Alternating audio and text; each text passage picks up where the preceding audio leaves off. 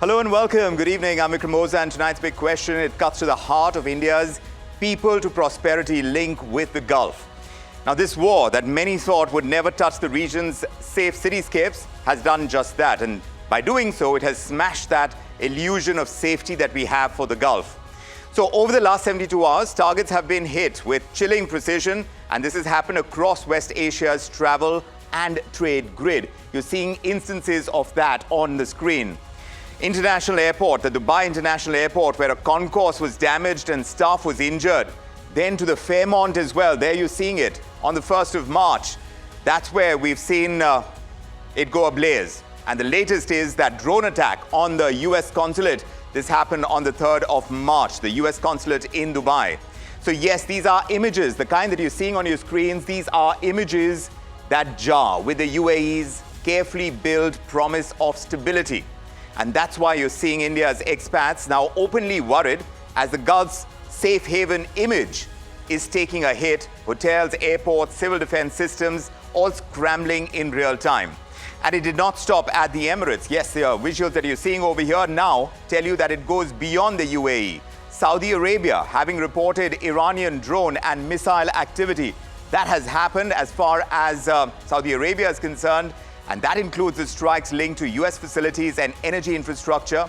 And all of that takes us to the picture that's building up across the Gulf region. For India, of course, this is not a distant conflict. Nearly 90 lakh Indians live and work across the Gulf. That's a high percentage of people working outside India in the Gulf alone. So this is India's largest overseas community. The UAE alone that we started talking about, the UAE alone is hosting about 35 to 36 lakh Indians. Saudi Arabia is about 24 to 26 lakh. There you're seeing it over there. And Kuwait, about 10 lakh. Then you have Qatar, which is about 8 lakh, and Oman, 7 lakh. Bahrain as well. If you look at the number that is on your screens, as far as Bahrain is concerned, we're looking at a number of around 3 lakh Indians. So these are students and professionals and entrepreneurs, the blue-collar backbone of construction, hospitality, healthcare and services, all of them combined. So analysts are warning that up to 90 lakh of these Indian jobs could face disruption if these hostilities persist. And it casts a shadow over household incomes, also remittance-led consumption all the way back home. It's going to have an impact, and their work powers India's remittance lifeline, as we've seen in the past as well. And you're seeing by how much the total remittances. In FY 23-24, India has received about $118.7 billion in remittances. The UAE is the second largest source at about 19% of the remittances, and of course the GCC collectively about 38%. So it is a regional share that still makes the Gulf India's single biggest cluster, even as advanced economies rise. So that's roughly 3 to 3.5% of India's GDP cushion that we're talking about over here through remittances. So New Delhi says it cannot be impervious to developments, the developments that endanger Indians in the Gulf. And the government is calling the attacks on merchant shipping unacceptable. The MEA, you've heard from them, the Ministry of External Affairs, has opened control rooms, issued those advisories, activated 24/7 lines, and there is coordinated special evacuation and relief flights with partners as this situation is now evolving. The Indian Embassy has, on its part, shifted a majority of the Indian students out of Tehran, taking them to safer locations.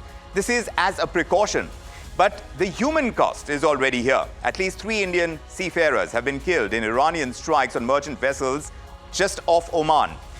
Others have been injured across the region. So all of this is grim proof that the spillover has reached Indian lives and Indian livelihoods.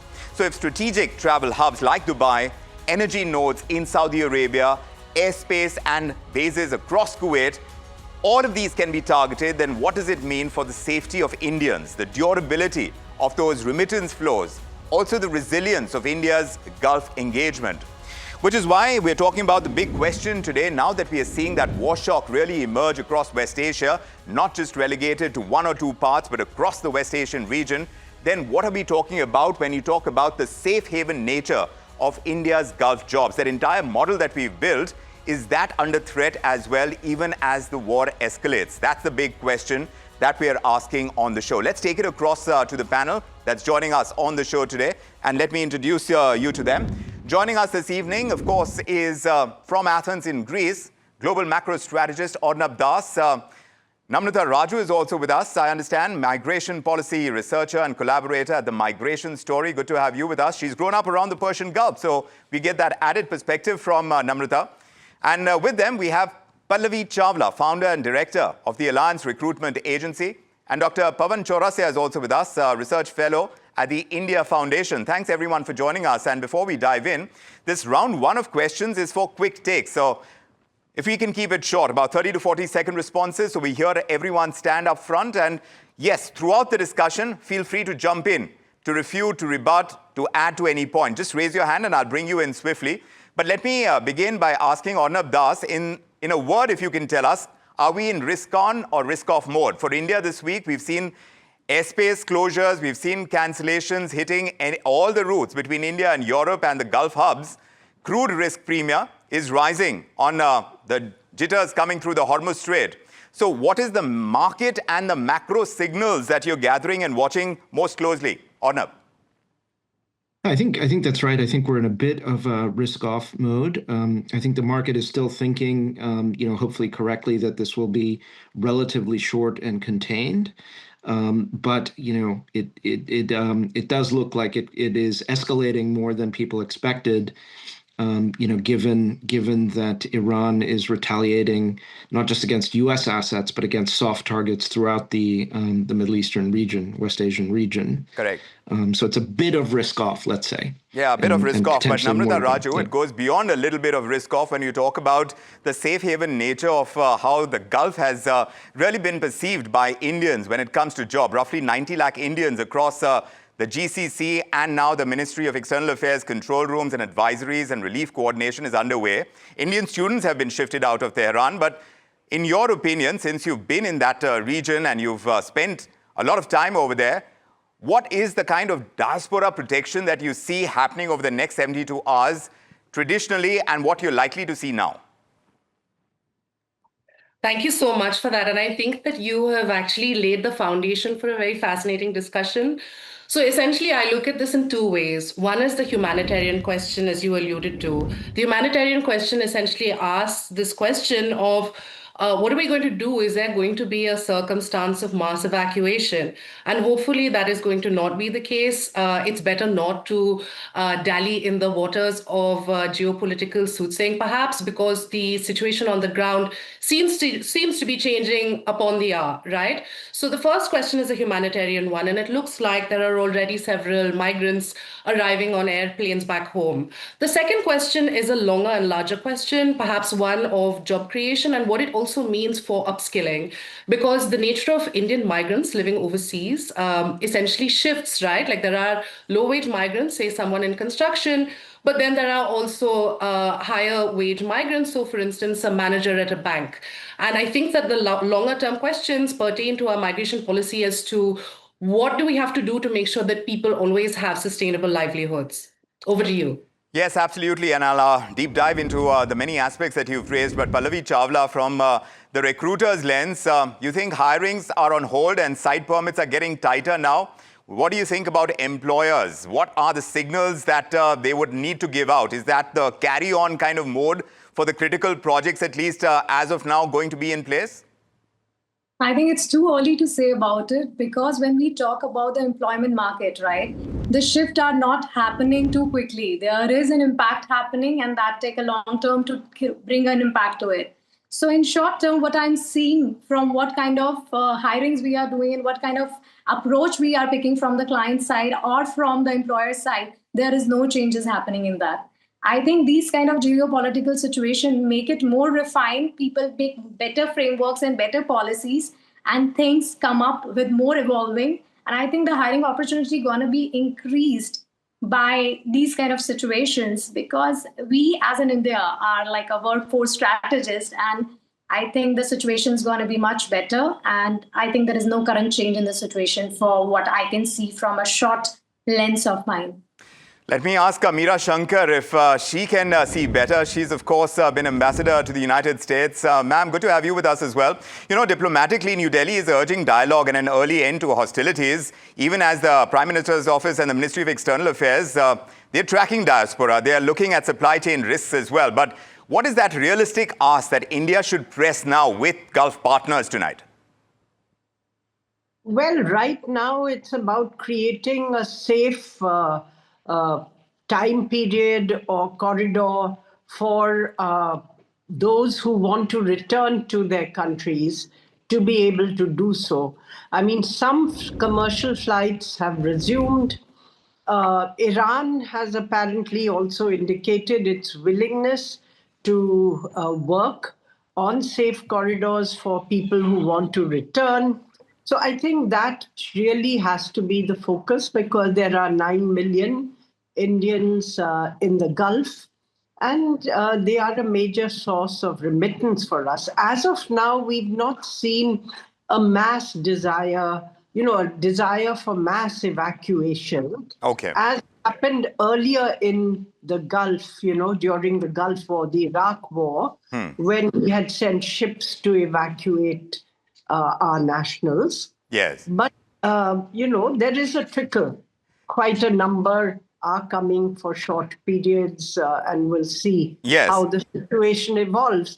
But initially, I think the US and Israel probably miscalculated that an attack against the Leadership Council and the assassination of not only the supreme leader, but 40 leaders in total, would lead to a mass uprising in Iran, and then that would lead to regime change. Right. But instead, what you're seeing is mass mourning. Correct. You're seeing people coming out on the streets and basically mourning the death of Khamenei as a martyr. Right.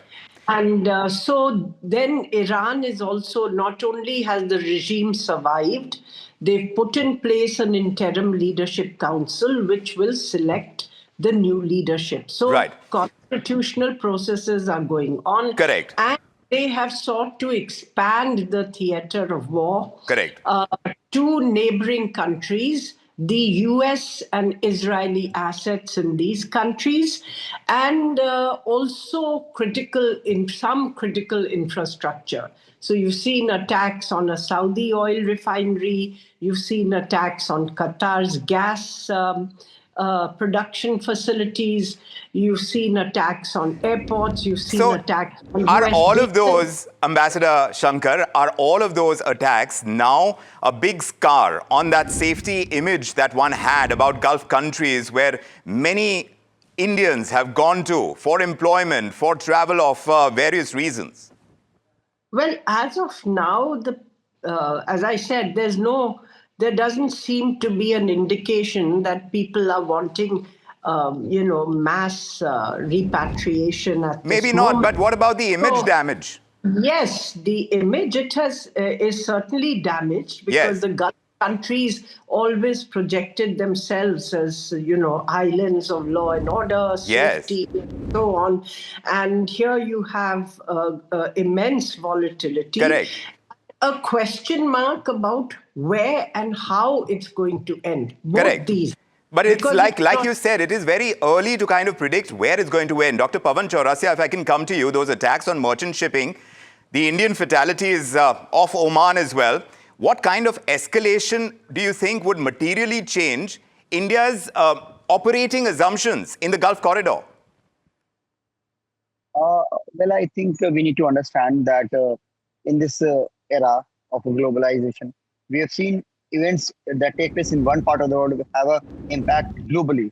And especially for a country like India, which is so much integrated these days, we see our extended neighborhood, which is the West Asia, getting impacted with one after the other wars. First it was Israel and Hamas, and now we have seen a war reaching to the backyards of many countries. So, of course, it poses a big challenge for India, because we have 9 million of Indians living and working there. That includes from construction workers to CEOs of multi-million-dollar companies. It is something that creates a challenge for Indian diplomacy also, because you have seen Iran on one side and our Gulf partners on the other side. But I think it would be too early to say that these GCC countries have lost their credibility as safe haven for development and safe haven for businesses. Yeah, Even so. Yes. Moreover, you're saying? Moreover, I think it will take, of course, it will take some time for the credibility to be restored. And I'm quite hopeful that this war would not continue for very long, because both sides have realized that the cost of escalation is too high to be taken up.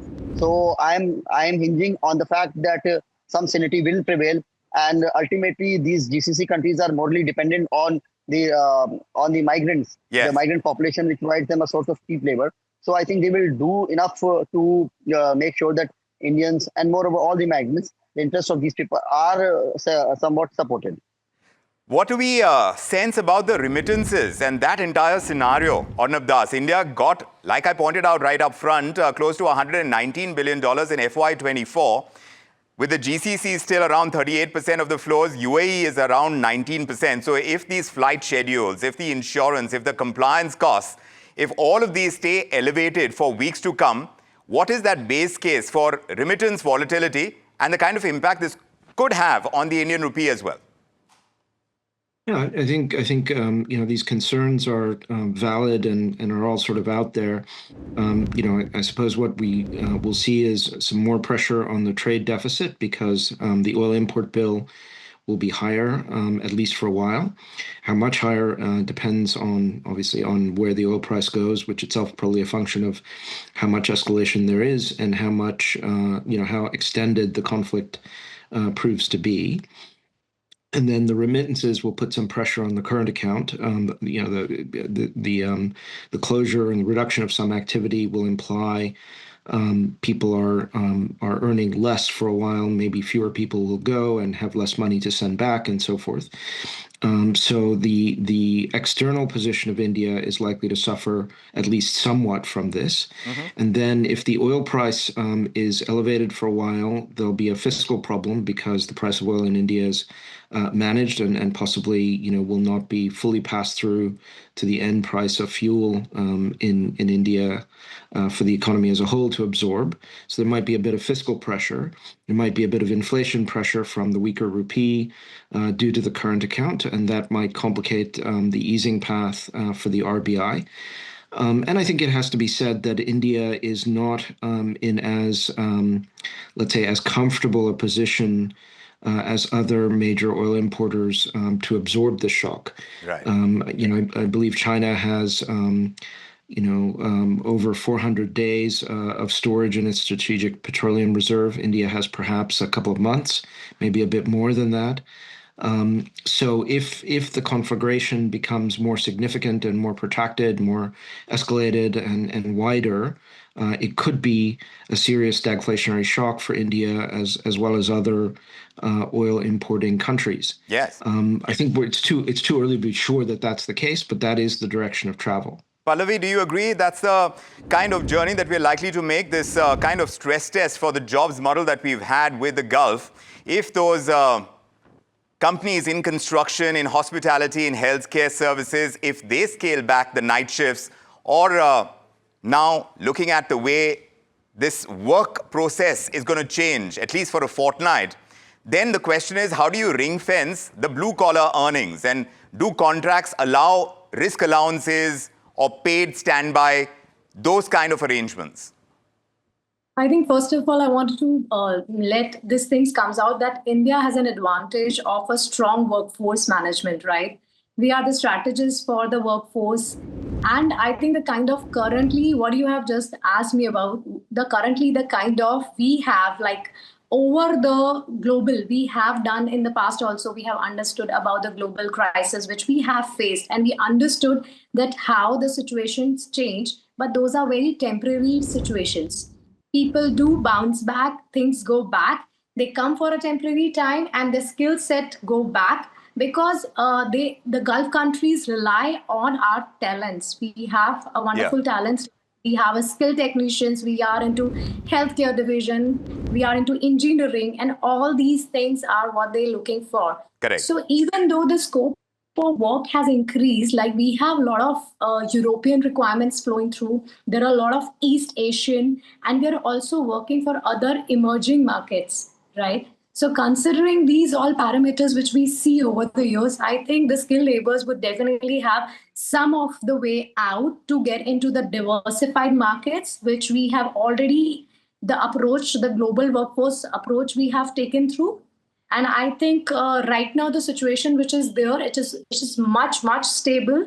There is no difficulty as per the global hiring is concerned, but I think we should view for some time and then we can point it out that how there is a going to be there. But one has to be prepared for the worst. That's what they say. That would be kind of the right way to go about it. Namrata, Raju, you agree? The protocols that one needs to follow for worker security, what are the immediate employer obligations that India could push for, like assembly points, like shelter in place, like the alerts going out, like payroll continuity as well? Should India be pushing through their missions, through community groups, especially in places like Dubai and Abu Dhabi and Doha, which have seen those targeted or at least those strikes that were intercepted?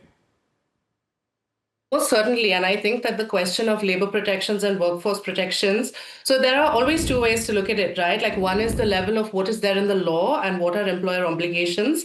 And then the second is what you actually promise you will do. So in terms of whether you're actually acting in line with what you have promised. And I think that that is exceptionally key. It's not just food and all of those things, but it's also ensuring that pay continues. So for instance, folks who are labor analysts have long argued that wage theft, what we call wage theft, where workers are essentially not paid for long spells of time, as we saw during the pandemic. Those are very serious issues, and we should be prescient about them. And I think that one of the key things to think about when it comes to the Gulf is that the labor market is not a monolith, right? So I would really caution against looking at it like that. Imagine like a tiered wedding cake. At the bottom of the cake is a very fat layer, and this fat layer is comprised of low-wage migrant workers who work in, say, construction jobs, hospitality sector, and so on and so forth. Then you have more high-skilled workers. I don't like this definition of low-skilled, high-skilled, because all of them are important and integral to an economy's functioning. But there you have it. And I think that this actually is an opportunity for us as well to ask ourselves as a country what our long-term labor migration policy is going to be. And I think that anyway, our thinking has begun to go in this direction, because we can see aging workforce populations in countries such as Germany and Austria, for instance, and other parts of the EU. Their populations are aging out of the workforce. And as a consequence, Indians are going there to fill workforce shortages. But we also need to have a shift in overall thinking, because even if a worker, for instance, is a plumber or an electrician, essentially workers are capital, migrants are capital. So this is not just from a basic humane perspective, but this is also from a perspective of them. For instance, you alluded to it plenty, the remittances that they send back home, but also the fact that actually this is a sizable asset to the country, and that must be remembered. Correct. Ambassador Shankar, what's the protocol over here, especially when you're talking about India's exposure to Gulf energy and the trade routes? How much leverage can New Delhi push for? How much do they have to secure the non-targeting assurances around the civil hubs, which are the airports or the ports, worker dorms? What is realistic over here that India can really ask for and move those buttons, as it were? Well, I think safety and security of workers, security of payroll, I think these are legitimate things that India can put on the table. And of course, continue our efforts to diversify labor markets as well. And here you're seeing, government-to-government agreements on labor mobility, for instance, with Germany and other countries in Europe. And I think that will provide some risk mitigation, if I may say so, right? Because your over-dependence on any one market will be more widely spread, and therefore the risk will be more widely spread. Fair enough. Anyway, yeah. The question is, we've seen that there's been volatility first with the, Gaza conflict and the ongoing violence there. Yeah. Now it's steadied, but still there are off and on violent incidents. Yes. But it didn't impact the rest of the Gulf countries to such an extent. Correct. Yes, it did impact our ability to push forward infrastructure projects such as the India, Middle East, Europe economic corridor, because unless there's peace, that order of investment is certainly not going to be forthcoming. Correct. But the rest of the expatriate workforce from India continued in the Gulf. I would hope that as whatever way this situation ends, and that it's not prolonged, but we can't say right now. Correct. That things will settle down, and people will resume, because they are resilient. Countries are resilient. Individuals are resilient. Correct. That will resume. Well, that's the hope, isn't it, Ambassador? But the Gulf. Yes. But the main issue, I think, for the Gulf countries right now is not only that they are being targeted, but the Strait of Hormuz has been blocked. That is going to be an important one. How we are going to get past that is going to be an important one. Even as we are concerned about the safety of our citizens who are placed over there, this is going to be an economic bottleneck that is going to have its repercussions economically in a far bigger way. And that needs to be kind of resolved. And we'll see exactly how that happens, Ambassador. But the Gulf's safe haven sheen has been shaken. It hasn't been shattered. From everything that we're hearing tonight, the airports and the hotels, they've been hit or disrupted. Yes, there is anxiety among expats, shipping, airspace, adding that hard edge to risk, but India's response has been active and layered. There are the control rooms, there are the advisories, student relocations from Tehran. There are calls for an early end to hostilities because, like I pointed out, about 90 lakh Indian lives, remittance cushion linked closely to the UAE and the GCC are all in play. And that model is under stress, yes, but with calm protocols, with employer responsibility, corridor diplomacy, and targeted logistics, we can't expect this to break very soon. So that's the hope. Arnab Das, Namrata Raju, Pallavi Chawla, Meera Shankar, and Dr. Pawan Chaurasia, thank you very much for joining us, for your time and your insights on the big question tonight. This is an evolving situation as we see it right now. Yes, of course, a lot has to be seen move past the stage that we are at. Right now, there is the spiraling. How much it goes beyond control, we're hoping not, but we have to be prepared for the worst. At this time, Gulf as a region where Indians go for work and more, now that image is slightly shaken. How much work is done to restore it, we'll know in times to come. But that's where we're leaving it tonight on The Big Question. I'm Vikram Oza from me and the team. Good evening.